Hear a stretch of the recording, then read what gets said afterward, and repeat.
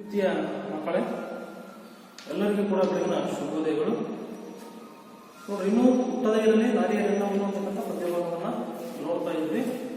ಅದರಲ್ಲಿ ದ್ರೌಪದಿ ಕೀಚಕನಿಂದ ಏನೇನು ಅವಮಾನಗಳನ್ನು ಅನುಭವಿಸಿದ್ರು, ಏನೇನು ಕಷ್ಟಗಳನ್ನು ಅನುಭವಿಸಿದ್ರು ಎಲ್ಲವನ್ನೂ ಕೂಡ ಇರ್ತಕ್ಕಂಥ 5 ಗಂಡಂದಿರಲ್ಲಿ ಭೀಮನಿಗೆ ಎಲ್ಲ ರೀತಿಯಲ್ಲಿ ಸಹಾಯ ಮಾಡತಕ್ಕಂಥ ಹೇಳ್ಬಿಟ್ಟು ಭೀಮನ ಹೇಳಿದಾಗ ಆ ಭೀಮನು ಕೂಡ ಯಾವ ರೀತಿಯಾಗಿ ದ್ರೌಪದಿಗೆ ಇರ್ತಕ್ಕಂಥ ಪರಿಸ್ಥಿತಿಯನ್ನ, ಅಸಹಾಯಕತೆಯನ್ನ, ಅಣ್ಣನ ಆಜ್ಞೆಯನ್ನ ಯಾವ ರೀತಿ ನಾವು ಪಾಲಿಸ್ತಾ ಇದ್ದೀವಿ ಅದೆಲ್ಲವನ್ನು ಕೂಡ ಒಂದೊಂದಾಗಿ ದ್ರೌಪದಿಗೂ ಕೂಡ ಹೇಳ್ತಾ ಹೋಗ್ತಾನೆ. ಎಲ್ಲವೂ ಕೂಡ ಆಗಿತ್ತು. ಈಗ ನಾವು ಪದ್ಯಭಾಗದ ಕೊನೆ ಹಂತದಲ್ಲಿದ್ದೀವಿ. ಇವತ್ತು ಮತ್ತೆ ದ್ರೌಪದಿ ಮತ್ತೆ ಭೀಮನ ನಡುವೆ ಏನು ಸಂಭಾಷಣೆ ಅಂತಕ್ಕಂಥದ್ದು ನಡೆಯುತ್ತೆ. ಯಾವ ರೀತಿಯಾಗಿ ದ್ರೌಪದಿ ಭೀಮನಿಂದ ಕೀಚಕನ ವಧೆಯನ್ನ ಮಾಡಿಸ್ತಾಳೆ ಅಂತಕ್ಕಂಥ ಒಂದು ಭಾಗಕ್ಕೆ ಬಂದಿದ್ದೀವಿ. ಕೊನೆಯ ಭಾಗ, ಪದ್ಯದ ಕೊನೆಯ ಭಾಗ ಗಮನಿಸಿ. ಇವತ್ತು ದ್ರೌಪದಿ ಏನೇನು ಹೇಳ್ತಾಳೆ ಅಂತಕ್ಕಂಥದ್ದು ನಾವು ನೋಡೋದಾದ್ರೆ ನೋಡ್ತಾ ಹೋಗಿ. ಮಂದೆಗೆ ಎಲೆಸಿದ ಪಾಪಿ ಕೌರವನು ಅಂದು ಮುಂದಲೆ ಬಿಡಿದು ಸೈಂಧವ ಬಂದು ಬಳಿಕ ಅರಣ್ಯವಾಸಗಳು ಎನ್ನನ್ ಎಳೆದೊಯ್ದು ಇಂದು ಕೀಚಕ ನಾಯಕಾಲನಿ ನೊಂದೆ ನಾನು ಈ 3 ಬಾರಿಗೆ ಬಂದವೇ ಸಾಕು ಎನ್ನುತ್ತೆ ಬಸವಳಿದಳ್ ಇಂದು ಮುಗಿ. ನೋಡ್ರಿ, ಇಲ್ಲಿ ದ್ರೌಪದಿ ಏನ್ ಮಾಡ್ತಿದ್ದಾಳೆ, ತನಗಾಗಿರ್ತಕ್ಕಂಥ ಅವಮಾನವನ್ನ ಯಾವ ಸಂದರ್ಭದಲ್ಲಿ ಯಾರು ಅವಮಾನವನ್ನ ಮಾಡಿದ್ರು, ನನಗೆ ಎಷ್ಟು ಬಾರಿ ಅವಮಾನ ಆಗಿದೆ, ಆ ಹಿಂದಿನ ಘಟನೆಗಳೆಲ್ಲವನ್ನೂ ಕೂಡ ಭೀಮನಿಗೆ ಹೇಳ್ತಕ್ಕಂಥ ಪ್ರಯತ್ನವನ್ನ ಮಾಡ್ತಿದ್ದಾಳೆ. ಭೀಮನಿಗೆ ಹೇಳ್ತಿದ್ದಾಳೆ, ನಾನು ಯಾವ್ಯಾವ ಸಂದರ್ಭದಲ್ಲಿ ಏನ್ ಮಾಡಿದೆ, ಅವಮಾನವನ್ನ ನಾನು ಅನುಭವಿಸಿದೆ. ಆಗಿರ್ತಕ್ಕಂಥದ್ದು ಯಾರ್ಯಾರ ಅವಮಾನವನ್ನು ಮಾಡ್ತಾ ಹೋದ್ರು, ಆಗಿರ್ತಕ್ಕಂಥದ್ದು ಏನು ಎಲ್ಲವನ್ನೂ ಕೂಡ ಇನ್ನೊಂದ್ಸರಿ ಭೀಮನಿಗೆ ತೆರೆದಿರ್ತಕ್ಕಂಥ ಪ್ರಯತ್ನವನ್ನ ಮಾಡ್ತಿದ್ದಾಳೆ. ನೋಡ್ರಿ, ಹೇಳ್ತಾ ಇದ್ದಾರೆ ಅವರು, ಮಂದೆಗೆ ಎಳೆಸಿದ ಪಾಪಿ ಕೌರವ ಅಂದ್ರೆ ಅಂದು ರಾಜ್ಯಸಭೆಯಲ್ಲಿ ಏನು ಪಗಡೆ ಆಟದಲ್ಲಿ ಪಾಂಡವರು ಸೋತಿದ್ರು. ಆಗ ಕೌರವ ಏನ್ ಮಾಡಿದ್ರ, ದುರ್ಯೋಧನ ಏನ್ ಮಾಡ್ತಾನೆ, ದುಶ್ಯಾಸನವನ್ನ ಕಳಿಸ್ಬಿಟ್ಟು ಮುಂದೆನೆ ಹೇಳ್ಕೊಂಡ್ಬಿಟ್ಟು ಅಲ್ಲಿಂದ ದರದಲ್ಲಿ ಹೇಳ್ಕೊಂಡು ಬರ್ತಾನೆ ತುಂಬಿರ್ತಕ್ಕಂಥ ಆ ಕೌರವನ ಸಭೆಗೆ. ಹಾಗಾಗಿ ಆ ಮಾತನಲ್ಲಿ ನೆನ್ಪು ಮಾಡ್ಕೊತಕ್ಕಂಥ ಪ್ರಯತ್ನ ಮಾಡಿದ್ದಾಳೆ. ಮಂದಗೆಣಸು ತುಂಬಿದ ಸಭೆಗೆ ಎಳೆದು ತರಿಸಿದ. ಮಂದಗೆಣಸು ಅಂತ ಹೇಳಿದ್ರೆ ತುಂಬಿದ ಸಭೆಗೆ ಎಳೆದು ತರಿಸ್ತಾನೆ. ಅಂದ್ರೆ ದುರ್ಯೋಧನ ಹೇಳ್ತಾನೆ ತನ್ನ ತಮ್ಮ ದುಶ್ಯಾಸನಿಗೆ. ದುಶ್ಯಾಸನ ಹೋಗ್ಬಿಟ್ಟು ಅವಳ ಕೂದಲು ಹಿಡ್ಕೊಂಡ್ಬಿಟ್ಟು ಅಲ್ಲಿಂದ ಕೂಡ ಆ ರಾಜ್ಯಸಭೆಗೆ ತುಂಬಿರ್ತಕ್ಕಂಥ ಸಭೆಗೆ ಆ ಕೂದಲು ಹಿಡ್ಕೊಂಡ್ಬಿಟ್ಟು ಎಳೆದು ತರ್ತಕ್ಕಂಥದ್ದು ಇಲ್ಲಿ ಅವಳು ಹೇಳ್ತಾ ಇದ್ದಾಳೆ.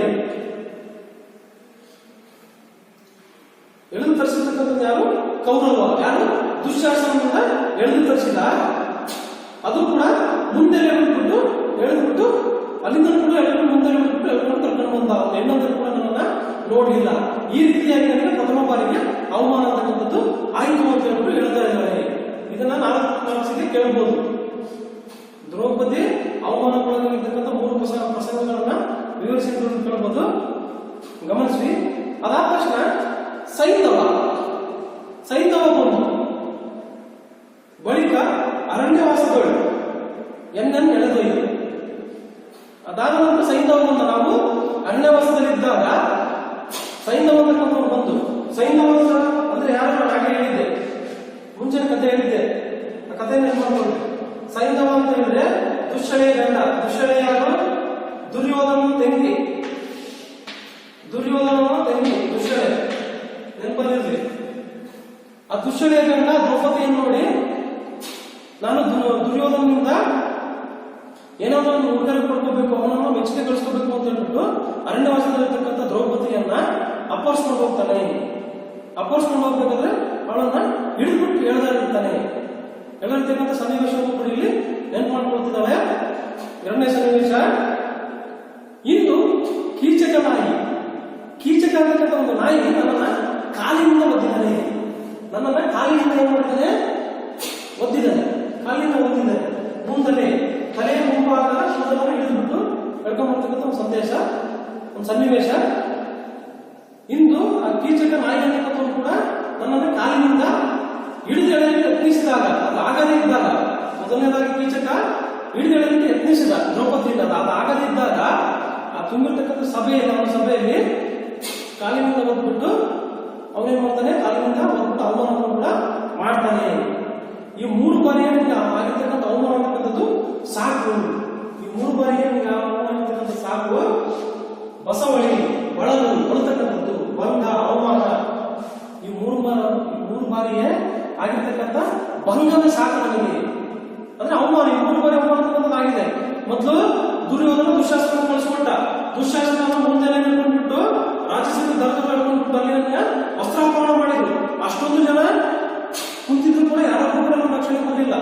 ಈ ರೀತಿಯಾಗಿ ಅಲ್ಲಿರ್ತಕ್ಕಂಥ ಸಭೆಯಲ್ಲಿ ದುರ್ಯೋಧನ ಮತ್ತು ದುಶ್ಯಾಸನ ಕಳ್ಕೊಂಡ್ಬಿಟ್ಟು ನಾನು ವಸ್ತ್ರಾಪಹರಣವನ್ನು ಮಾಡ್ತಾ ಹೋದ್ರು. ಅದಾದ ನಂತರ ಅರಣ್ಯವಾಸದಲ್ಲಿದ್ವಿ. ಅರಣ್ಯವಾಸದಲ್ಲಿದ್ದಾಗ ಕೂಡ ಸೈನ್ಯವನ್ನು ಕರ್ಕೊಂಡು ಬಂದ್ಬಿಟ್ಟು ನನ್ನನ್ನು ಅಪಹರಣ ಮಾಡಿಬಿಟ್ಟು ನನ್ನ ಎಳೆದಾಡ್ಬಿಟ್ಟು ಅವನು ಕೂಡ ನನಗೆ ಅವಮಾನ ಮಾಡ್ದ. ಈಗ ಈ ಕೀಚಕನಾಗಿ ನನ್ನನ್ನ ಹಿಡಿದೇಳಲು ಯತ್ನಿಸ್ಬಿಟ್ಟು ಅದಾಗದೇ ಇದ್ದಾಗ ನನ್ನನ್ನ ಕಾಲಿನಿಂದ ಬಂದ್ಬಿಟ್ಟು ನನಗೆ ಅವಮಾನವನ್ನು ಪಡಿಸಿದ್ದಾನೆ, ಅವಮಾನವನ್ನ ಮಾಡಿದ್ದಾನೆ. ಹಾಗಾಗಿ ಈ 3 ಬಾರಿ ನನಗೆ ಆಗಿರ್ತಕ್ಕಂಥ ಅವಮಾನ ಅಂತಕ್ಕಂಥದ್ದು ಸಾಕು. ಹಾಗೆ ಈ ಅವಮಾನಗಳನ್ನು ಬೇಸತ್ತು ಹೋಗಿದ್ದೀನಿ, ಸಾಕಾಗಿ ಹೋಗಿದ್ದೀನಿ. ಇನ್ನು ಮುಂದೆ ಈ ಅವಮಾನಗಳನ್ನು ನಾನು ಸಹಿಸುವುದಕ್ಕೆ, ತಡ್ಕೊಳ್ಳೋದಕ್ಕೆ, ನೀವು ಆಗ್ತಕ್ಕಂಥ ಅವಮಾನಗಳನ್ನ ತಡ್ಕೊಂಡು ಸುಮ್ಮನೆ ಇರೋದಕ್ಕೆ ನನ್ನ ಕೈಗೆ ಆಗ್ತಾ ಇಲ್ಲ ಅಂತ ಹೇಳ್ಬಿಟ್ಟು ಬಸವಳಿಯ ಹಿಂದುಮುಖಿ, ಬಸವಳಿ ಬಳಲ್ತಾ ಇದ್ದಾಳೆ, ತುಂಬಾ ಪೂರ್ತಿಯಾಗಿ ಬಳಿ ಹೋಗ್ಬಿಡ್ತಾಳೆ. ಹಾಗೆ ಎಲ್ಲ ಅವಮಾನಗಳನ್ನು ಮುಗಿಸ್ಕೊಂಡ್ಬಿಟ್ಟು ಅವಳು ಬಳಿ ಹೋಗ್ಬಿಡ್ತಾಳೆ. ಭಂಗ, ಅವಮಾನ, ಇಷ್ಟು ರೀತಿ ಅವಮಾನಗಳು ಸಾಕು ಅಂತ ಹೇಳ್ಬಿಟ್ಟು ಹಿಂದುಮುಖಿ ಆಗಿರ್ತಕ್ಕಂಥ ದ್ರೌಪದಿ ತನ್ನ ಆಗಿರ್ತಕ್ಕಂಥ ಎಲ್ಲಾ ಅವಮಾನಗಳನ್ನು ಕೂಡ ಭೀಮನ ಎದುರುಗಡೆ ಹೇಳ್ತಕ್ಕಂಥ ಪ್ರಯತ್ನವನ್ನು ಕೂಡ ನೀವು ನೋಡಬಹುದು. ಹೇಳ್ತಾ ಇದ್ದಾಳೆ, ನನಗೆ ಈ ರೀತಿ ಅವಮಾನ ಅಂತಕ್ಕಂಥದ್ದಾಗಿತ್ತು, ಇಷ್ಟು ಬಾರಿ ನನಗೆ ಆಗಿರ್ತಕ್ಕಂಥ ಅವಮಾನಗಳು ಸಾಕು, ನಿಮ್ಮ ಮುಂದೆ ಯಾವುದೇ ರೀತಿಯ ಅವಮಾನಗಳು ಕೂಡ ನನಗೆ ಆಗೋದು ಬೇಡ ಅಂತ ಹೇಳ್ಬಿಟ್ಟು ತುಂಬಾ ದುಃಖಕ್ಕೊಳಗಾಗ್ಬಿಟ್ಟು ಭೀಮನ ಮುಂದೆ ತನ್ನ ಆಗಿರ್ತಕ್ಕಂಥ ಅವಮಾನಗಳನ್ನ ಅವಳು ಏನ್ ಮಾಡ್ತಿದ್ದಾಳೆ, ವ್ಯಕ್ತಪಡಿಸ್ತಾ ಇದ್ದಾಳೆ. ನೋಡ್ರಿ, ಮತ್ತೆ ಮುಂದಿನ ಪದ್ಯವನ್ನು ನೋಡ್ತಾ ಹೋಗ್ರಿ. 13ನೇ ಪದ್ಯ. ಕಾಲೆಯನ್ನು ಕೆರಳಿದೊಡೆ ಮುರಿವ ಎಚ್ಚಾಳತನದವರು ಎನ್ನನ್ ಒಬ್ಬಳನ್ ಆಳಲಾರಿದೆ ಪಾಪಿಗಳಿಲ್ಲ ಅಪಕೀರ್ತಿಗೆ ಅಳುಕಿರಲ್ ತೋಳವರೆ ನಿಮಗೈತೆ ಭೂಮಿ ಪಾಲ ವಂಶದೊಳ್ ಉದಿಸಲ್ ಏದಕ್ಕೆ ಉಳುಂಗೇಡಿಗೆ ಒಡಲ ಓರುವಿರಿ ಎಂದಳ್ ಹಿಂದುಮುಖಿ. ಹೇಳ್ತಾ ಇದ್ದಾಳೆ, ಅವರ ಶಕ್ತಿ ಸಾಮರ್ಥ್ಯ ಅಂದ್ರೆ ಪಾಂಡವರಿರ್ತಕ್ಕಂಥ ಶಕ್ತಿ ಸಾಮರ್ಥ್ಯವನ್ನ, ಎಷ್ಟು ಶಕ್ತಿ ಸಾಮರ್ಥ್ಯ ಅವರು ಪಾಂಡವರಲ್ಲಿ ಇದೆ ಅಂತಕ್ಕಂಥದ್ದು ಈ ಪದ್ಯದಲ್ಲಿ ದ್ರೌಪದಿ ವ್ಯಕ್ತಪಡಿಸ್ತಾ ಇದ್ದಾಳೆ. ಅಂದ್ರೆ ನಿಮಗೆ ಇಷ್ಟು ಶಕ್ತಿ ಸಾಮರ್ಥ್ಯ ಇದ್ರೂ ಕೂಡ ನನ್ನ ಒಬ್ಬಳನ್ನು ನೀವು ರಕ್ಷಿಸೋದಕ್ಕೆ, ಕಾಪಾಡ್ಕೊಳ್ಳೋದಕ್ಕೆ ಆಗ್ತಾ ಇರಲಿಲ್ಲ. ಅಷ್ಟು ಶಕ್ತಿ ಸಾಮರ್ಥ್ಯ ಯಾಕೆ ಬೇಕು ನಿಮಗೆ ಅಂತಕ್ಕಂಥ ಒಂದು ಮಾತನ್ನು ಕೂಡ ಇಲ್ಲಿ ದ್ರೌಪದಿ ವ್ಯಕ್ತಪಡಿಸ್ತಕ್ಕಂಥದ್ದು ನಾವು ಇಲ್ಲಿ ಗಮನಿಸಬಹುದು. ಕಾಲೆಯನ್ನು ಕೆರಳಿದೊಡೆ, ಕಾಲೆಯನ್ನು ಕೆರಳಿದೊಡೆ ಅಂದ್ರೆ ನಮ್ಮ ಮೇಲೆ ಏನಾದರೂ ಯಮ, ಕಾಲ ಅಂದ್ರೆ ಯಮ, ಯಮನು ಕೂಡ ಕೆರಳು ಬಿಟ್ಟು ನಮ್ಮ ಮೇಲೆ ಇರಬೇಕು ಅಂದ್ರೆ ಆ ಯಮನನ್ನು ಕೂಡ ಸೋಲಿಸ್ತಕ್ಕಂಥ ಶಕ್ತಿ ಸಾಮರ್ಥ್ಯಗಳನ್ನ ಹೊಂದಿರ್ತಕ್ಕಂಥವ್ರು ನೀವು, ಆ ಯಮನನ್ನು ಕೂಡ ಸೋಲಿಸ್ತಕ್ಕಂಥ ಶಕ್ತಿ ಸಾಮರ್ಥ್ಯಗಳು ನಿಮ್ಮ ಹತ್ರ ಇದಾವೆ. ಜೊತೆಗೆ ಹೆಚ್ಚಾಳುತನ, ಬಿಲ್ಲುವಿದ್ಯೆಯ ಜಾಣ್ಮೆ ಅಂದ್ರೆ ಶ್ರೇಷ್ಠವಾಗಿರ್ತಕ್ಕಂಥ ಬಿಲ್ಲುವಿದ್ಯೆಯ ಜಾಣ್ಮೆ, ಶ್ರೇಷ್ಠ ಬಿಲ್ಲುಗಾರರು ಕೂಡ ಅನ್ಸ್ಕೊಂಡಿದ್ವಿ. ಅಷ್ಟೊಂದು ಶ್ರೇಷ್ಠವಾಗಿರ್ತಕ್ಕಂಥ ಬಿಲ್ಲುವಿದ್ಯೆಯ ಜಾಣ್ಮೆಯನ್ನು ಕೂಡ ನಿಮ್ಮಲ್ಲಿದೆ. ಇಷ್ಟೊಂದು ಶಕ್ತಿ ಸಾಮರ್ಥ್ಯ, ಆ ಯಮನನ್ನು ಸೋಲಿಸ್ತಕ್ಕಂಥ ಸಾಮರ್ಥ್ಯ, ಅಷ್ಟೊಂದು ಜಾಣ್ಮೆಯ ಬುದ್ಧಿ ಕೌಶಲ್ಯತೆ ಆಗಿರ್ತಕ್ಕಂಥ ಬಿಲ್ಲುವಿದ್ಯೆ ಸಾಮರ್ಥ್ಯ ಇದ್ರೂ ಕೂಡ ನೀವು ನನ್ನ ಒಬ್ಬಳನ್ನ ರಕ್ಷಿಸೋದಕ್ಕೆ ನಿಮ್ಮ ಕೈಲಿ ಆಗ್ತಾ ಇಲ್ಲ, ನನ್ನ ಒಬ್ಬಳನ್ನ ಆಳೋದಕ್ಕೆ ನಿಮ್ಮ ಕೈಲಿ ಆಗ್ತಾ ಇಲ್ಲ. ಹೆಸರಿಗೆ 5 ಜನ ಗಂಡಂತಿರು ಇದೀರಾ, ಪಾಪಿಗಳು ನೀವು ಪಾಪಿಗಳು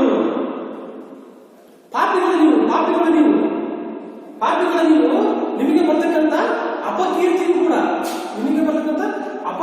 ಕೂಡ ಅಳುಕಿ ನಡೀತಕ್ಕಂಥವ್ರಲ್ಲ ನೀವು. ಏನಾದ್ರೂ ಅಪಕೀರ್ತಿ ಬರಲಿ ಅದನ್ನು ಕೂಡ ಜೊತೆಗೆ ಎಡಪಡ್ಕೊಂಡು ನಡೀತಿದ್ರಿ, ಅಪಕೀರ್ತಿ ಕೂಡ ಅಂಚಿ ನಡೀತಕ್ಕಂಥವ್ರು ಅಲ್ಲ ನೀವು. ಇಂಥವ್ರಿಗೆ ನಿಮಗೆ ಇಷ್ಟೊಂದು ತೋಳಬಲ ಏಕೆ? ತೋಳಬಲ ಅಂದ್ರೆ ಇಷ್ಟೊಂದು ಬಲಾಢ್ಯವಾಗಿರ್ತಕ್ಕಂಥ ತೋಳಬಲ ಅಂದ್ರೆ ಯಮನ ಬಂದು ಅವನನ್ನು ಕೂಡ ಸೋಲ್ತಕ್ಕಂಥ ಶಕ್ತಿ ಸಾಮರ್ಥ್ಯ ತೋಳಬಲ ಅಂತಕ್ಕಂಥದ್ದು ನಿಮಗಾಗಿ ಅಂತ ಹೇಳ್ಬಿಟ್ಟು ಭೀಮನನ್ನು ಕುರಿತು ಹೇಳ್ತಾ ಇದ್ದಾರೆ. ಅಷ್ಟೊಂದು ತೋಳಬಲ ನಿಮ್ಗೆಲ್ಲರಿಗೂ ಕೂಡ ಯಾಕೆ ಬೇಕು? ಅಷ್ಟೊಂದು ತೋಳಬಲ ಇರೋದು ಕೂಡ ವ್ಯರ್ಥ ನಿಮಗೆ. ವ್ಯರ್ಥ ನಿಮಗೆ. ಅದ್ರ ಜೊತೆಗೆ ನೀವು ಎಂಥ ವಂಶದಲ್ಲಿ ಜನಿಸಿದಿರಿ? ನೀವು ಜನಿಸಿರ್ತಕ್ಕಂಥದ್ದು ಎಂಥ ವಂಶ? ಭೂಮಿಯನ್ನು ಕಾಪಾಡ್ತಕ್ಕಂಥ ವಂಶದಲ್ಲಿ ಜನಿಸಿದಿರಿ. ಭೂಮಿಯನ್ನು ಕಾಪಾಡ್ತಕ್ಕಂಥ ವಂಶದಲ್ಲಿ ಜನಿಸಿದಿರಿ. ಭೂಮಿ ಪಾಲ ವಂಶದವರು, ಭೂಮಿಯನ್ನು ಆಳುವ ವಂಶದಲ್ಲಿ ಜನಿಸಿದಿರಿ. ಭೂಮಿಯನ್ನ ಆಳ್ತಕ್ಕಂಥ ವಂಶದಲ್ಲಿ ಜನಿಸಿದಿರಿ ನೀವು. ಅದರ ಜೊತೆಗೆ ಭೂಮಿಯನ್ನು ಆಳ್ತಕ್ಕಂಥ ವಂಶದಲ್ಲಿ ಜನಿಸಿದಿರಿ. ಭೂಮಿಯನ್ನು ಆಳ್ತಕ್ಕಂಥ ವಂಶದಲ್ಲಿ ಜನಿಸಿದ್ರು ಕೂಡ ಅಪಕೀರ್ತಿ ಬಂದರೂ ಕೂಡ ಅದನ್ನು ಕೂಡ ಲೆಕ್ಕಿಸದೆ, ಅದನ್ನು ಕೂಡ ಲೆಕ್ಕಿಸದೆ ನೀವು ಹೇಗೆ ಬದುಕಿದ್ದೀರಪ್ಪ ಅಂತ ಹೇಳಿದ್ರೆ, ನೀವಂತ ಭೂಮಿ ಪಾಲ ವಂಶದಲ್ಲಿ ಜನಿಸೋದು ಹೇಗೆ ಬಂತು? ಹೇಗೆ ಬದುಕಿದ್ದೀರಪ್ಪ ಅಂತ ಹೇಳಿದ್ರೆ, ಕೂಳಿಂಗೇಡಿಗೆ ಒಡಲ ಓಡಬೇಡಿ, ಕೂಳಿಂಗೇಡಿಗೆ ಒಡಲ ಓಡಬೇಡಿ, ತಿನ್ನುವುದಕ್ಕೆ ಮಾತ್ರ ಹುಟ್ಟಿರುವ ನಿಷ್ಪ್ರಯೋಜಕರಂತೆ ಬದುಕ್ತಾ ಇದ್ರಿ. ಅಂದ್ರೆ ತಿನ್ನೋದಕ್ಕೆ ಮಾತ್ರ ಹುಟ್ಟಿದ್ರಿ, ಯಾವುದು ಕೂಡ ನೀವು ಉಪಯೋಗ ಬರಲ್ಲ. ನಿಷ್ಪ್ರಯೋಜಕರಂತೆ ನೀವು ಬದುಕ್ತಾ ಇದ್ರಿ. ಅದಾದ್ರೂ ನಿಮ್ಗೆ ಗೊತ್ತಾಗ್ತಿದೆಯಾ? ಅದಾದ್ರೂ ನಿಮಗೆ ಗೊತ್ತಾಗ್ತಿದೆಯಾ ಅಂತ ಹೇಳ್ಬಿಟ್ಟು ಆ ದ್ರೌಪದಿ ತನ್ನ ಕಷ್ಟಗಳನ್ನ ಹೇಳ್ಕೊಳ್ತಾ ತುಂಬಾ ದುಃಖಕ್ಕೊಳಗಾಗ್ತಿದ್ದಾಳೆ. ಅಷ್ಟೊಂದು ಶಕ್ತಿ ಸಾಮರ್ಥ್ಯ ಇರ್ತಕ್ಕಂಥದ್ದು ಕಾಲ ಯಮನೆ. ಅಂದ್ರೆ ಯಮನ ಕೂಡ ನಮಗೆ ಯುದ್ಧವನ್ನ ಸಾರಿ ಕೂಡ ನಮಗೆ ಯುದ್ಧಕ್ಕೆ ಬಂದ್ರೆ ಅವನನ್ನು ಯಮನನ್ನು ಕೂಡ ಸೋಲ್ತಕ್ಕಂಥ ಶಕ್ತಿ ಸಾಮರ್ಥ್ಯವನ್ನ ಉಳ್ಳಂತವರು ನೀವು ಪಾಂಡವರು. ಅದ್ರ ಜೊತೆಗೆ ತುಂಬಾ ಜಾಣ್ಮಯ, ತುಂಬಾ ಸೂಕ್ಷ್ಮವಾಗಿರ್ತಕ್ಕಂಥ ಬಿಲ್ಲುವಿದ್ಯೆಯಲ್ಲಿ ಪರಿಣಿತರಾಗಿರ್ತಕ್ಕಂಥವ್ರು, ಬಿಲ್ಲುವಿದ್ಯೆ ಜಾಣ್ಮೆಯನ್ನು ಕೂಡ ಹೊಂದಿರ್ತಕ್ಕಂಥವ್ರು. ಇಷ್ಟು ಒಂದು ಶಕ್ತಿ ಸಾಮರ್ಥ್ಯ ಕೌಶಲ್ಯಗಳಿದ್ರು ಕೂಡ ನಮ್ಮ ಒಬ್ಬಳನ್ನು ನೀವು ರಕ್ಷಿಸಿಕೊಳ್ಳೋದಕ್ಕೆ ಆಗ್ತಾ ಇಲ್ಲ, ನಮ್ಮೊಬ್ಬಳನ್ನು ನೀವು ಆಳೋದಕ್ಕೆ ಆಗ್ತಾ ಇಲ್ಲ. ಪಾಪಿಗಳು ನೀವು ನಿಮಗೆ ಬರ್ತಕ್ಕಂಥ ಅಪಕೀರ್ತಿಯು ಕೂಡ ಹಂಚಿ ಬದುಕ್ತಕ್ಕಂಥವ್ರು ಅಲ್ಲ ನೀವು. ನನ್ನನ್ನು ಕಾಪಾಡ್ಕೊಳ್ಳೋಕೆ ಆಗಿದ ಮೇಲೆ ನಿಮಗೆ ಇಷ್ಟೊಂದು ತೋಳುಬಲವಾಗಿರ್ತದೆ ಯಾಕೆ ಬೇಕು? ಇಷ್ಟೊಂದು ಪ್ರಭಾವವಾಗಿರ್ತಕ್ಕಂಥ ಶಕ್ತಿಯುತವಾಗಿರ್ತಕ್ಕಂಥ ತೋಳುಬಲವಾಗಿರ್ತಕ್ಕಂಥ ನಿಮ್ಗೆ ಯಾಕೆ ಬೇಕು? ನೀವು ಮತ್ತೆ ಎಂಥ ವಂಶದಲ್ಲಿ ಜನಿಸಿದ್ರೆ ಇಡೀ ಭೂಮಿಯನ್ನ ಕಾಪಾಡ್ತಕ್ಕಂಥ, ಇಡೀ ಭೂಮಿಯನ್ನ ರಕ್ಷಣೆ ಮಾಡತಕ್ಕಂಥ ವಂಶದಲ್ಲಿ ಜನಿಸಿದಿರಿ. ಅಂತ ವಂಶದಲ್ಲಿ ಜನಿಸಿ ಕೂಡ ಬರ್ತಕ್ಕಂಥ ಅಪಕೀರ್ತಿ ಕೂಡ ನೀವು ಅಂಜನೆ ಹೇಳ್ತಕ್ಕಂಥವ್ರು ಅಲ್ವಲ್ಲ. ಅಂಜನೆ ಹೇಳ್ತಕ್ಕಂಥವ್ರು ನೀವು ಅಲ್ವಲ್ಲ. ನೀವು ಹೆಂಗ್ ಬದುಕಿದಿರಪ್ಪ ಅಂತ ಹೇಳಿದ್ರೆ, ಯಾರಿಗೂ ಕೂಡ ಉಪಯೋಗಕ್ಕೆ ಬಾರದೆ ಇರ್ತಕ್ಕಂಥ ವ್ಯಕ್ತಿಗಳು ಇರ್ತಾರಲ್ಲ, ನಿಷ್ಪ್ರಯೋಜಕರಂತೆ, ಅಂದ್ರೆ ಊಟಕ್ಕೋಸ್ಕರ ಬದುಕಿರೋ ಇರ್ತಾರಲ್ಲ, ಆ ರೀತಿಯಾಗಿ ನಿಮ್ಮ ಜೀವನ ಅಂತಕ್ಕಂಥದ್ದು ಸಾಕ್ತಾ ಇದೆ. ಆ ರೀತಿಯಾಗಿ ಬಂಡತನದ ಜೀವನವನ್ನ ನಡೆಸ್ತಾ ಇದ್ದೀರಿ ಅಂತ ಹೇಳ್ಕೊಂಡು ದುಃಖಕ್ಕೆ ಒಳಗಾಗ್ಬಿಟ್ಟು, ತುಂಬಾ ದುಃಖಕ್ಕೆ ಒಳಗಾಗ್ಬಿಟ್ಟು ಭೀಮಸೇನ ಹತ್ರ ತನ್ನ ದುಃಖವನ್ನು ಹೇಳ್ಕೊಳ್ತಾ ಇದ್ದಾಳೆ. ಈ ರೀತಿಯಾಗಿ ಪರಿಪರಿಯಾಗಿ ಭೀಮಸೇನ ಹತ್ರ ತನ್ನ ದುಃಖವನ್ನ ದ್ರೌಪದಿ ಹೇಳ್ತಕ್ಕಂಥ ಪ್ರಯತ್ನವನ್ನು ನಾವಿಲ್ಲಿ ನೋಡಬಹುದು. ಇದಾದ ನಂತರ 14ನೇ ಪದ್ಯ, ಏನದು ಕಂಬನಿ ತುಂಬಿದನು ಕಡು ನೆನೆದುದು ಅಂತಃಕರಣ ರೋಷದ ಕರತೆ ಹೆಚ್ಚಿತು ಅಗೆಗಳನ್ನು ಹಿಂಡಿದನು ಮನದೊಳಗೆ ತನು ಉಳಕವು ಉಬ್ಬರಿಸಿ ಮೆಲ್ಲನೆ ವನಿತೆಯನ್ನು ತೆಗೆದು ಅಪ್ಪಿದನು ಕಂಬನಿಯದು ಒಡೆದನು ಸೆರಗಿನಲ್ಲಿ ಕಲಿಭೀಮ ಮಾಲಿನ್ಯ. ನೋಡ್ರಿ, ಎಲ್ಲಾ ಮಾತುಗಳನ್ನ ಕೇಳಿಸ್ಕೊಂಡ ತಕ್ಷಣ ಭೀಮನಿಗೆ ಎಲ್ಲ ಮಾತುಗಳು ಕೇಳಿಸ್ಕೊಂಡ ತಕ್ಷಣ ಭೀಮನಿಗೆ ಏನಾಗಿದೆಯಪ್ಪ ಅಂತ ಹೇಳಿದ್ರೆ ಹೇಳ್ತಾ ಇದ್ದಾರೆ. ಎಲ್ಲ ಮಾತುಗಳನ್ನು ಕೇಳಿಸ್ಕೊಂಡ ತಕ್ಷಣ ದ್ರೌಪದಿಯ ದುಃಖವನ್ನ, ದ್ರೌಪದಿ ಹೇಳಿರ್ತಕ್ಕಂಥ ಎಲ್ಲ ಮಾತುಗಳನ್ನ ಭೀಮ ಕೇಳಿಸ್ಕೊಂಡ ತಕ್ಷಣ ಆ ಭೀಮನಲ್ಲಿ ದುಃಖ ಅಂತಕ್ಕಂಥದ್ದು ಪ್ರಾರಂಭವಾಯಿತು. ಭೀಮ ಅಳ್ತಾ ಇದ್ದಾನೆ. ಏನಲ್ಲೂ ಕಂಬನಿ ತುಂಬಿದನು. ಭೀಮ ಅಳ್ತಾ ಇದ್ದಾನೆ. ಭೀಮ ದುಃಖಕ್ಕೊಳಗಾಗ್ತಿದ್ದಾನೆ. ಭೀಮ ಅಳ್ತಾ ಇದ್ದಾನೆ. ತನಗಾಗಿರ್ತಕ್ಕಂಥದ್ದೆಲ್ಲವನ್ನು ಕೂಡ ನೆನ್ಸ್ಕೊಳ್ತಾ ಇದ್ದಾನೆ. ನೆನ್ಸ್ಕೊಂಡ್ಬಿಟ್ಟು ಆ ದ್ರೌಪದಿ ಮೇಲೆ ಅವನಿಗೆ ಅಂತಃಕರಣ ಅಂತಕ್ಕಂಥದ್ದು ಪ್ರಾರಂಭ ಆಗ್ಬಿಟ್ಟು, ಅಂತಃಕರಣ ನೋಡ್ರಿ, ಕಣು ಅಂತ ಹೇಳಿದ್ರೆ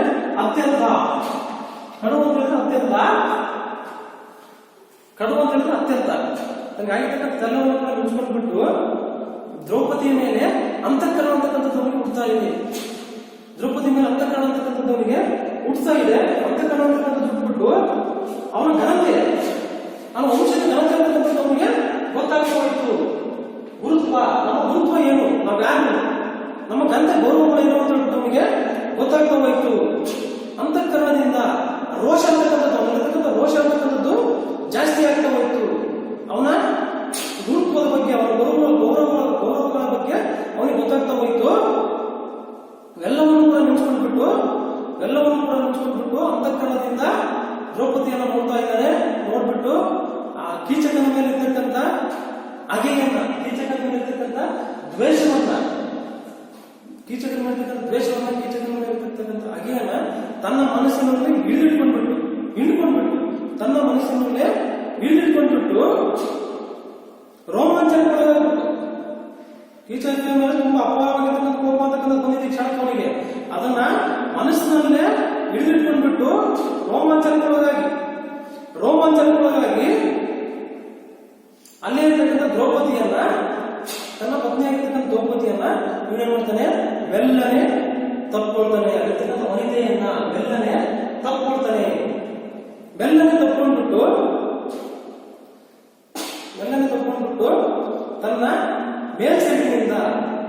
ಮೇಲ್ಸೆಗಿನಿಂದ ದ್ರೌಪದಿ ಅಳ್ತಾ ಇದ್ದಾಳೆ. ಅವಳ ಕಣ್ಣೀರನ್ನ ತಪ್ಕೊಂಡ್ಬಿಟ್ಟು ದ್ರೌಪದಿ ಕಣ್ಣೀರನ್ನ ಭೀಮ ಒರೆಸ್ತಾ ಇದ್ದಾನೆ. ಮೊದಲಾದ ಗಮನಿಸಿ, ತನು ಅಂದರೆ ಶರೀರ ಅಥವಾ ದೇಹ. ತನು ಪುಳಕಂ ಮತ್ತಿದೆ ನೋಡಿ, ತನು ಅಂದ್ರೆ ಶರೀರ ಅಥವಾ ದೇಹ. ಉಬ್ಬರಿಸು, ಹೆಚ್ಚಾಗಿ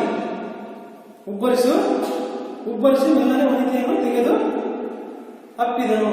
ಹೆಚ್ಚಾಗಿತ್ತು, ರೋಮಾಂಚನಗೊಳಗಾಗ್ಬಿಟ್ಟು ಮಾನವಂತರು ಒಂದು ದ್ರೌಪದಿ, ಮಾನವಂತರಾದ ದ್ರೌಪದಿ ನಿಂಡು ತಿರುಚಿಕೊಂಡು ಮನದೊಳಗೆ ತಿರುಗಿಕೊಳ್ತಾನೆ. ಕಲಿಯಲ್ಲಿ ಶೂರ ಭೀಮ, ಕಲಿ ಭೀಮ ಅಂತ ಹೇಳ್ತಾ ಹೋಗ್ತಾರೆ. ಹಾಗಾಗಿ ಈ ದ್ರೌಪದಿ ಎಲ್ಲ ಮಾತುಗಳನ್ನು ಕೇಳಿರ್ತಕ್ಕಂಥ ಭೀಮನಿಗೆ ಏನಾಗುತ್ತೆ, ಭೀಮನಿಗೆ ದುಃಖ ಅಂತ ತಡ್ಕೊಳ್ತಾಗೋದಿಲ್ಲ. ಭೀಮನು ಕೂಡ ಅಳ್ತಾ ಹೋಗ್ತಾನೆ. ತನಗಾಗಿರ್ತಕ್ಕಂಥ ಎಲ್ಲವನ್ನೂ ಕೂಡ ತನಗಾಗಿರ್ತಕ್ಕಂಥ ಎಲ್ಲ ಘಟನೆಗಳು ಕೂಡ ನೆನಪಿಟ್ಟು ದ್ರೌಪದಿಯ ಮೇಲೆ ಅವನಿಗೆ ಅಂತಃಕರಣ ಅಂತಕ್ಕಂಥ ಹುಟ್ಟುತ್ತೆ, ಪ್ರೀತಿ ಅಂತಕ್ಕಂಥ ದ್ರೌಪದಿ ಮೇಲೆ ಹುಟ್ಟುತ್ತೆ. ಅವನಿಗೆ ರೋಷ ಅಂತಕ್ಕಂಥ ಹೆಚ್ಚಾಗುತ್ತೆ.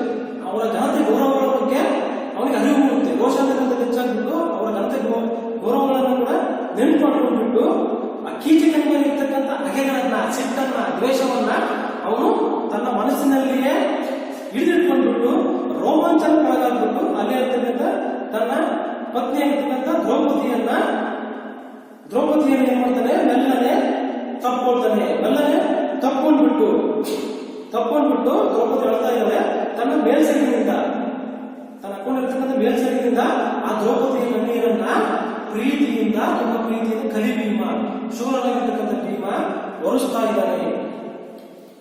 ಒರೆಸ್ಬಿಟ್ಟು ಮುಂದೆ ಭೀಮ ಮಾತಾಡ್ತಾ ಹೋಗ್ತಾನೆ. ಪದ್ಯದ ಕೊನೆಯ ಎರಡು ಪದ್ಯ ಇದ್ದಾವೆ, ನೋಡ್ತಾ ಹೋಗ್ರಿ.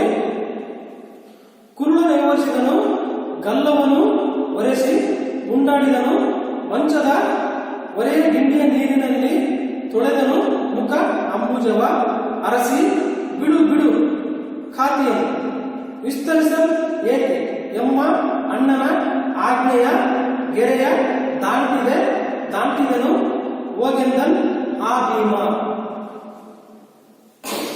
ಭೀಮನು ತುಂಬಾ ಕೋಪಕ್ಕೊಳಗಾಗ್ಬಿಟ್ಟು ಈಗ ದ್ರೌಪದಿಗೆ ಧೈರ್ಯ ತುಂಬತಕ್ಕಂಥ ಕೆಲಸವನ್ನು ಮಾಡ್ತಿದ್ದಾನೆ. ಯಾವ ರೀತಿಯಾಗಿ ಧೈರ್ಯ ತುಂಬತಾನೆ ದ್ರೌಪದಿಗೆ ಅಂತ ಹೇಳಿದ್ರೆ ಹೇಳ್ತಾ ಹೋಗ್ತಾನೆ ನೋಡ್ರಿ. ಅವಳ ಕೂದಲನ್ನ ನೇವರಿಸ್ಬಿಟ್ಟು, ದುಃಖಕ್ಕೊಳಗಾಗಿರ್ತಕ್ಕಂಥ ಅವಳ ಕೂದಲನ್ನ ರೋಮಾಂಚನಗೊಳಗಾಗ್ಬಿಟ್ಟು ತಗೊಂಡಿದ್ದಾನೆ. ಅವಳ ಕಣ್ಣೀರನ್ನು ಕೂಡ ಒರೆಸಿದ. ಈಗ ಅವಳ ಕೂದಲನ್ನ ಅದೇ ರೀತಿಯಾಗಿ ನೇವರಿಸ್ತಾ ಗಲ್ಲವನ್ನ ಒರೆಸ್ತಾ ಇದ್ದಾನೆ. ಗಲ್ಲವನ್ನ ಒರೆಸ್ಬಿಟ್ಟು ಉಂಟಾಡಿದನು. ಗಲ್ಲವನ್ನು ಒರೆಸ್ಬಿಟ್ಟು ತನ್ನ ಹೆಂಡತಿಯಾಗಿರ್ತಕ್ಕಂಥ ದ್ರೌಪದಿಯನ್ನ ಮುದ್ದಾಡ್ತಾ ಇದ್ದಾನೆ. ತನ್ನ ಹೆಂಡತಿಯಾಗಿರ್ತಕ್ಕಂಥ ದ್ರೌಪದಿಯನ್ನು ಏನ್ ಮಾಡ್ತಿದ್ದಾನೆ, ಕುರುಳ ಅಂತ ಹೇಳಿದ್ರೆ ನೆನಪಾಗಿದ್ರೆ ಕುರುಳವನ್ನು ನೇವರಿಸಿದಂತೆ ಇದೆ. ಕುರುಳ ಅಂತ ಹೇಳಿದ್ರೆ ಕೂದಲು. ಆ ದ್ರೌಪದಿ ಕೂದಲನ್ನು ನೇವರಿಸ್ಬಿಟ್ಟು ಮುದ್ದು ಮಾಡ್ತಾನೆ. ಗಲ್ಲವನ್ನು ಒರೆಸ್ಬಿಟ್ಟು ತನ್ನ ದ್ರೌಪದಿಯನ್ನ, ತನ್ನ ಹೆಂಡತಿಯನ್ನ ಮುದ್ದು ಮಾಡ್ತಾನೆ. ಮುದ್ದು ಮಾಡ್ಬಿಟ್ಟು ಅಲ್ಲೇ ಇರ್ತಕ್ಕಂಥ ಒರೆ ಅಂತ ಹೇಳಿದ್ರೆ ಸಮೀಪ, ಬಳಿಯಲ್ಲಿ ಒರೆ, ಅಲ್ಲೇ ಒರೆಯಲ್ಲಿರ್ತಕ್ಕಂಥ ಒಂದು ಚಿಕ್ಕದಾಗಿರ್ತಕ್ಕಂಥ ಗಿಂಡಿ ಇರ್ತಕ್ಕಂಥ ನೀರನ್ನು ತೆಗೆದುಕೊಂಡ್ಬಿಟ್ಟು ಹತ್ತು ಮುಖ ಅಂತಕ್ಕಂಥ ಬಾಡಿ ಒಳಗೆ ಆ ಮುಖ ಅಂಬುಜವ ತೊಳಿತಾ ಇದ್ದಾನೆ. ಆ ಮುಖ ಅಂಬುಜವ ಏನ್ ಮಾಡ್ತಿದ್ದಾನೆ, ಮುಖ ಅಂಬುಜವನ್ನ ಆ ಗಿಂಡಿ ಇರ್ತಕ್ಕಂಥ ನೀರನ್ನು ತೆಗೆದುಕೊಂಡ್ಬಿಟ್ಟು ಆ ಮುಖವನ್ನ ತೊಳಿತಾ ಇದ್ದಾನೆ. ತೊಳೆದ್ಬಿಟ್ಟು ಅರಸಿ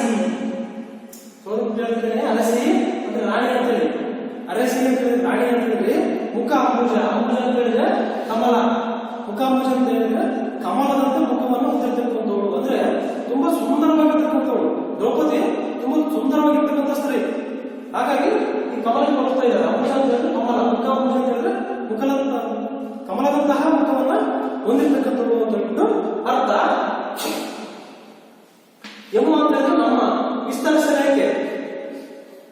ಹೇಳ್ತಾನೆ ನೋಡ್ರಿ, ಅರಸಿ ಬಿಡು ಬಿಡು ಖಾತಿಯ, ಅರಸಿ ರಾಣಿ ಬಿಡು ಖಾತಿ ಅಂತ ಹೇಳಿದ್ರೆ ಕೋಪವನ್ನು, ಸಿಟ್ಟು, ಕೋಪವನ್ನು ಬಿಟ್ಬಿಡು, ಕೋಪವನ್ನು ಬಿಟ್ಬಿಡು.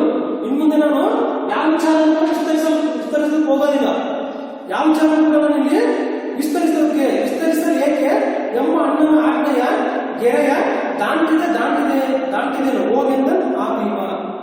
ನೋಡ್ರಿ, ಯಾವ ವಿಚಾರವನ್ನು ನಾನು ವಿಸ್ತರಿಸಲಿಕ್ಕೆ ಹೋಗೋದಿಲ್ಲ, ಹೆಚ್ಚಿಗೆ ಮಾತಾಡಲಿಕ್ಕೆ ಹೋಗೋದಿಲ್ಲ ಎಂಬ ಅಂತಂದ್ರೆ ನಮ್ಮ ಅಣ್ಣನ ಆಜ್ಞೆಯ, ನಮ್ಮ ಅಣ್ಣ ಅಂದ್ರೆ ಅಜ್ಞಾತವಾಸದ ಕಟ್ಟುಪಾಡುಗಳೇನಿದ್ದಾವೆ, ನಮ್ಮ ಅಣ್ಣ ಹಾಕಿರ್ತಕ್ಕಂಥ ಆಜ್ಞೆಗಳೇನಿದ್ದಾವೆ ಅವೆಲ್ಲವನ್ನು ಕೂಡ ಈ ಕ್ಷಣದಲ್ಲಿ ಕೂಡ ನಾನು ದಾಟ್ತಾ ಇದ್ದೀನಿ. ಆಜ್ಞೆಗಳಿಂದ ಕಟ್ಟುಪಾಡುಗಳಿಂದ ಹೊರಗೆ ಬರ್ತಾ ಇದ್ದೀನಿ. ನಿನ್ ಖಾತೆಯನ್ನು ಕೋಪವನ್ನು ಸಿಟ್ಟನ್ನು ನೀನು ಬಿಟ್ಬಿಡು, ನಾನು ದಾಟ್ತಾ ಇದ್ದೀನಿ, ಹೋಗಿ ನಿಮ್ಗೆ ಹೋಗು, ಯಾವುದೇ ರೀತಿಯಾದ ಚಿಂತೆ ನೀನು ಮಾಡಬೇಡ, ನಿಮ್ಗೆ ಹೋಗಿ ನಾನಿದ್ದೀನಿ. ಎಲ್ಲ ಇಷ್ಟು ದಿನ ನಾನು ಅಜ್ಞಾತವಾಸದ ಕಟ್ಟುಪಾಡುಗಳಲ್ಲಿ ನಮ್ಮ ಅಣ್ಣನ ಆಜ್ಞೆಗೆ ಒಂದೇ ಆಗಿದ್ದೆ. ಆದರೆ ಎಲ್ಲ ಕಷ್ಟಗಳನ್ನ ನಾವು ಕೇಳಿದಾಗ ಈ ಕ್ಷಣದಲ್ಲಿ ನಮ್ಮ ಅಣ್ಣನ ಎಲ್ಲ ಆಜ್ಞೆಗಳನ್ನು ದಾಟ್ತಾ ಇದ್ದೀನಿ. ನಿನ್ ಮೇಲೆ ಚಿಂತೆಯನ್ನ ಮಾಡಬೇಡ, ಯೋಚನೆಯನ್ನು ಮಾಡಬೇಡ, ನೀನ್ ಆಗಿರ್ತಕ್ಕಂಥ ಸಿಟ್ಟನ್ನ ಕೋಪವನ್ನು ಬಿಟ್ಬಿಡು, ನಿನ್ ಮೇಲೆ ಹೋಗು, ನಾನು ನೋಡ್ಕೊಂತೀನಿ ಹೋಗು ಅಂತ ಹೇಳ್ಬಿಟ್ಟು ಅವಳನ್ನ ಸಮಾಧಾನ ಮಾಡ್ತಾ ಇದ್ದಾನೆ, ಅವಳಿಗೆ ಮಾತನ್ನ ಕೊಡ್ತಾ ಇದ್ದಾನೆ. ಈ ರೀತಿಯಾಗಿ ಭೀಮ ಹೇಳ್ತಾ ಇದ್ದಾನೆ. ಅವಳ ಕೂದಲನ್ನ ನೆವಸ್ಬಿಟ್ಟು, ಗಲ್ಲವನ್ನು ಒರೆಸ್ಬಿಟ್ಟು, ಅವಳನ್ನ ಮುದ್ದಾಡ್ಬಿಟ್ಟು, ಅಲ್ಲೇ ಇರ್ತಕ್ಕಂಥ ಬಿಗಿರ್ತಕ್ಕಂಥ ನೀರಿನಿಂದ ಅವಳ ಮುಖವನ್ನು ತೊಳೆದ್ಬಿಟ್ಟು, ಅರಸಿ ನಿನ್ಗೆ ಗೊತ್ತಿರ್ತಕ್ಕಂಥ ಸಿಟ್ಟನ್ನ ಕೋಪವನ್ನು ಬಿಟ್ಬಿಡು, ನಾನು ನಮ್ಮ ಅಣ್ಣನ ಆಜ್ಞೆಯಲ್ಲಿ ಅಜ್ಞಾತವಾಸದಲ್ಲಿ ಬಂದೇ ಇದ್ದೆ, ಅಣ್ಣನ ಆಜ್ಞೆಯನ್ನು ಈ ಕ್ಷಣದಲ್ಲಿ ದಾಟ್ತಾ ಇದ್ದೀನಿ, ನಿನಗಿಂದ ಯಾವುದೇ ರೀತಿಯಾಗಿರ್ತಕ್ಕಂಥ ಭಯ ಅಂತಕ್ಕಂಥದ್ದು ಬೇಡ, ಹೋಗು ಅಂತ ಹೇಳ್ಬಿಟ್ಟು ಆ ದ್ರೌಪದಿಗೆ ಭೀಮ ಹೇಳ್ತಾ ಇದ್ದಾನೆ. ಈ ರೀತಿಯಾಗಿ ಹೇಳ್ದ. ಈಗ ಮುಂದುವರೆದ್ಬಿಟ್ಟು ಕೊನೆಯ ಪದ್ಯದ ಬಗ್ಗೆ ಭೀಮ ಮಾತಾಡ್ತಾ ಇದ್ದಾನೆ. ಕೊನೆಯ ಪದ್ಯದ ಬಗ್ಗೆ ಭೀಮ ಏನ್ ಹೇಳ್ತಾನೆ ಅಂತ ಹೋಗ್ರಿ, ಇದು ಕೊನೆ ಪದ್ಯ. ಇಲ್ಲಿಗೆ ಪದ್ಯ ಮುಕ್ತಾಯವಾಗುತ್ತೆ.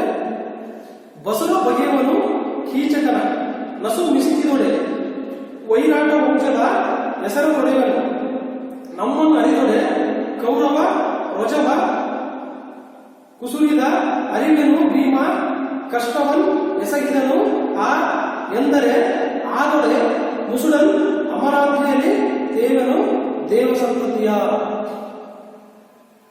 ನೋಡ್ರಿ ಯಾವ ರೀತಿ ಹೇಳ್ತಿದ್ದಾರೆ. ನಾನು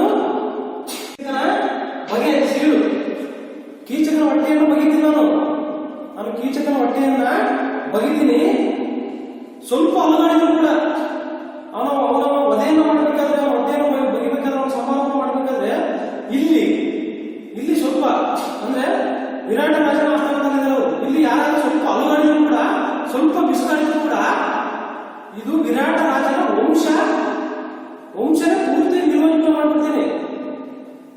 ನಾನು ಅವನನ್ನ ವಧೆ ಮಾಡಬೇಕಾದ್ರೆ ಯಾರಾದ್ರೂ ಸ್ವಲ್ಪ ಮಿಸ್ ಮಾಡಿದ್ರು ಕೂಡ, ಯಾರಿಗಾದ್ರೂ ಸ್ವಲ್ಪ ಗೊತ್ತಾದ್ರೂ ಕೂಡ, ಅರ್ಥ ಏನು, ಯಾರಿಗಾದ್ರೂ ಸ್ವಲ್ಪ ಗೊತ್ತಾದ್ರೂ ಕೂಡ ಇಡೀ ವಿರಾಟ ರಾಜನ ವಂಶವನ್ನು ಇಲ್ಲದಂತೆ ಸರ್ವನಾಶ ಮಾಡ್ಬಿಡ್ತೀನಿ.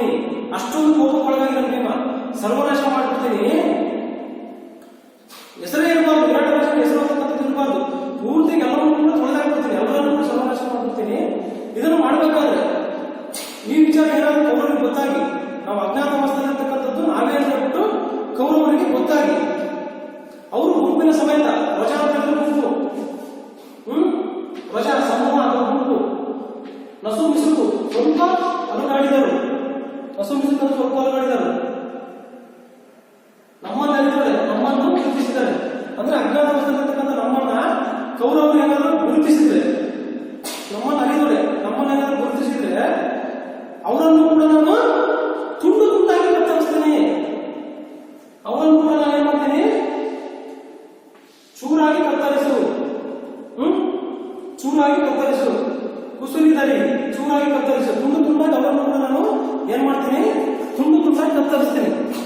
ಅವರನ್ನು ಕೂಡ ತುಂಡು ತುಂಡಾಗಿ ಕತ್ತರಿಸ್ತೀನಿ. ಇದೆಲ್ಲವನ್ನು ನೋಡ್ತಕ್ಕಂಥ ದೇವತೆಗಳು ಆ ಭೀಮ ಎಂತ ಕೆಲಸ ಮಾಡ್ಬಿಟ್ಟನಪ್ಪ, ದೇವತೆಗಳು ಏನಾದ್ರು ಎಲ್ಲವನ್ನು ನೋಡಿ ಅಯ್ಯೋ ಭೀಮ ಎಂತ ಕೆಲಸ ಮಾಡ್ಬಿಟ್ಟನಪ್ಪ ಅಂತ ಹೇಳ್ಬಿಟ್ಟು ದೇವತೆಗಳು ಏನಾದ್ರು ಹೇಳಿದ್ರೆ ಆ ದೇವತೆಗಳನ್ನು ಕೂಡ ತಿಕ್ಕಿ ಚೀಳಿ ಬಿಡ್ತೀನಿ. ದೇವತೆಗಳನ್ನು ಕೂಡ ನೋಡೋದಿಲ್ಲ. ಅವ್ರು ಏನಾದ್ರು ಈ ರೀತಿ ಭೀಮ ಎಂತ ಕೆಲಸ ಮಾಡಿದ್ದಲ್ಲ, ಎಂತ ಅಪಚಾರದ ಕೆಲಸವನ್ನು ಕೈಗೊಂಡಲ್ಲ, ಆ ಭೀಮ ಈ ರೀತಿಯಾಗಿ ಮಾಡಬಾರ್ದಾಗಿತ್ತು, ಅಯ್ಯೋ ಭೀಮ ಅಂತ ಏನಾದ್ರು ಅಂದ್ರೆ ದೇವತೆಗಳು ಅವರನ್ನು ಇಲ್ಲಿ ಏನ್ ಮಾಡ್ತಿದ್ದಾನೆ? ಭೀಮ ಹೇಳ್ತಾ ಇದ್ದಾನೆ. ಭೀಮ ಹೇಳ್ತಾ ಇದ್ದಾನೆ, ಈ ರೀತಿಯಾಗಿ ಮಾಡ್ಬಿಡ್ತೀನಿ ನಾನು ಅಂತ ಹೇಳ್ಬಿಟ್ಟು ಭೀಮ ದ್ರೌಪದಿಗೆ ಧೈರ್ಯವನ್ನ ತುಂಬಿದ. ಇಷ್ಟು ನಿಮಗೆ ಇನ್ನೂ ಹುಟ್ಟದೆ ಇದರಲ್ಲಿ ನಾರಿಯರನ್ನು ಇರ್ತಕ್ಕಂಥ ಒಂದು ಪದ್ಯ ಭಾಗ. ಇದಾದ ನಂತರ ಕೀಚಕನ ವಧೆ ಆಗುತ್ತೆ. ದ್ರೌಪದಿಯ ವೇಷದಲ್ಲಿ ಹೋಗ್ಬಿಟ್ಟು ಭೀಮ ಒಂದು ಕೋಣೆಯಲ್ಲಿ ಕುಂತಿರ್ತಾನೆ.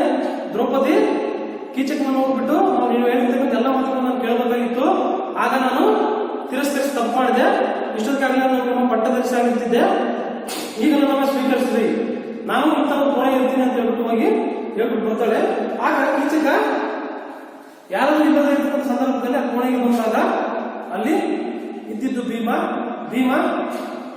ಮತ್ತು ಕೀಚಕರಿಬ್ಬರಿಗೂ ಕೂಡ ಘನಘೋರವಾಗಿ ಹೊಡೆದಾಡ್ತಾರೆ. ಇಬ್ಬರು ಕೂಡ ಅಷ್ಟೇ ಶಕ್ತಿ ಸಾಮರ್ಥ್ಯವನ್ನ ಇರ್ತಕ್ಕಂಥವ್ರು. ಕೀಚಕ ಪರಿಪರಿಯಾಗಿ ಭೀಮನನ್ನು ಸೋಲಿಸಬೇಕು ಅಂತ ಹೇಳ್ಬಿಟ್ಟು ಹೋರಾಡ್ತಾನೆ, ಹೊಡೆದಾಡ್ತಾನೆ. ಆದ್ರೂ ಕೂಡ ಕೀಚಕನಿಂದ ಆಗಲ್ಲ. ಕೊನೆಯದಾಗಿ ಭೀಮ ಕೀಚಕನ ವಧೆಯನ್ನು ಮಾಡ್ತಾನೆ. ಈ ವಿಚಾರ ಗೊತ್ತಾಗ್ಬಿಟ್ಟು ಅವನ 105 ಜನ ತಮ್ಮಂದರು ಕೂಡ ಮೇಲೆ ಹೊಡೆದಾಡ್ಕೊಂಡಾಗ ಅವೆಲ್ಲರನ್ನು ಕೂಡ ಏನ್ ಮಾಡ್ತಾನೆ? ಭೀಮ ನಾಶ ಮಾಡ್ತಾನೆ. ಈ ರೀತಿಯಾಗಿ ಆ ಕೀಚಕನ ವಧೆ ಅಂತಕ್ಕಂಥದ್ದು ಆಗ್ತಾ ಹೋಗುತ್ತೆ. ಇಷ್ಟು ನಿಮಗಿರ್ತಕ್ಕಂಥ ಪದ್ಯ ಭಾಗ. ಇನ್ನೂ ಹುಟ್ಟದೆ ಇದರಲ್ಲಿ ನಾರಿಯರ ಹೆಣ್ಣು ಮಾಡುವಂತಕ್ಕಂಥದ್ದು. ನೋಡ್ರಿ, ನೀವು ಆದಷ್ಟು ತುಂಬಾ ಚೆನ್ನಾಗಿ ಇಷ್ಟು ದಿನ ಏನು ತುಂಬಾ ನೆಗ್ಲಿಜೆನ್ಸ್ ಮಾಡಿದ್ರೆ ಅದನ್ನೆಲ್ಲ ಬಿಟ್ಟು ತುಂಬಾ ಸೀರಿಯಸ್ ಆಗಿಬಿಟ್ಟು ತುಂಬಾ ಓದ್ಕೊಳ್ತಾ ಹೋಗ್ರಿ. ಜೊತೆಗೆ ಪರೀಕ್ಷೆ ಮಾಡೋದಂತೂ ನಿಶ್ಚಿತ ಅಂತ ಹೇಳ್ಬಿಟ್ಟು ಈಗಾಗಲೇ ಗೊತ್ತಾಗಿದೆ. ಆ ದೃಷ್ಟಿಯಿಂದ ನಾನು ಕೂಡ ಪ್ರತಿಯೊಬ್ಬರು ಕೂಡ ಓದೋದಕ್ಕೆ ಪ್ರಾರಂಭ ಮಾಡ್ರಿ. ಇನ್ನೂ ಸುಮಾರು ಜನ ಇರ್ತಕ್ಕಂಥ ಎಲ್ಲವನ್ನೂ ಕೂಡ ಬಿಟ್ಬಿಟ್ಟು ಅಂದ್ರೆ ನೆಗ್ಲಿಜೆನ್ಸ್ ಆಲಸ್ಯ ಬಿಟ್ಬಿಟ್ಟು ತುಂಬಾ ಸರಿಯಾದ ರೀತಿಯಲ್ಲಿ ಒಂದು ಸರಿಯಾದ ಮಾರ್ಗದರ್ಶನದಲ್ಲಿ ಎಲ್ಲ ಕ್ಲಾಸಸ್ ಕೇಳ್ತಾ ವಾಚ್ ಮಾಡ್ತಾ ಸರಿಯಾದ ರೀತಿಯಲ್ಲಿ ಓದ್ರಿ ಅಂತ ಹೇಳ್ಬಿಟ್ಟು ಹೇಳ್ತಾ ಇವತ್ತಿನ ಕ್ಲಾಸನ್ನ ಮುಗಿಸ್ತಾ ಇದೆ. ಧನ್ಯವಾದಗಳು.